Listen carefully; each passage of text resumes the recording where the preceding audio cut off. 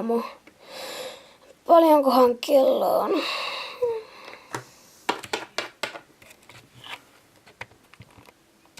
Hei sisko, herätys.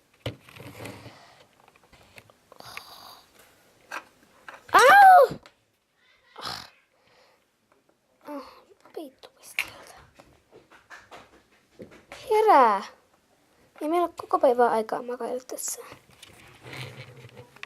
No au, mut toi sattu. Kiitti vaan, nosta mun peitto. Mä menen syömään. No hyvä. Out.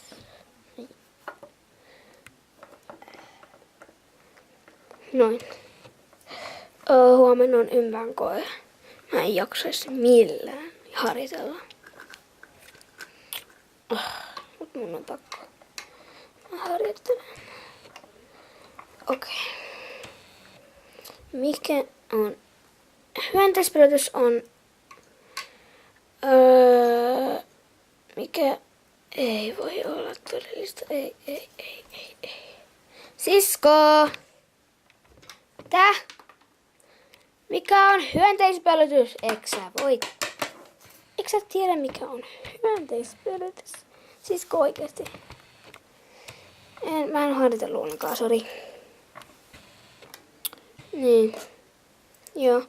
No, se on sellaista, että ampiaiset tai kimalaiset, näin mitkä ne onkaan, käyvät siellä ja sitten kun ne ruokailevat siellä päivittäin, siitä tulee sitä siitepölyä. Sitten se menee toiseen kukkaan ruokailemaan. Sitten sitä siitepölyä kerääntyy siihen ja sitten niistä kasvaa siemeniä ja niin kasvi lisääntyy. En enää neuvo. Sisko, Mitä? onko meillä jo ruokaa? Ei, mene pois. Yeah. Okei. Mä en muista. Eli hyönteispölytys on niin, että ampiainen käy päivittäin ruokailemassa.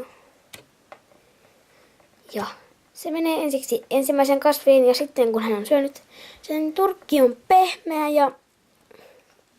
En mä muista. Tussisko syömään? Ai, joo mä tuun.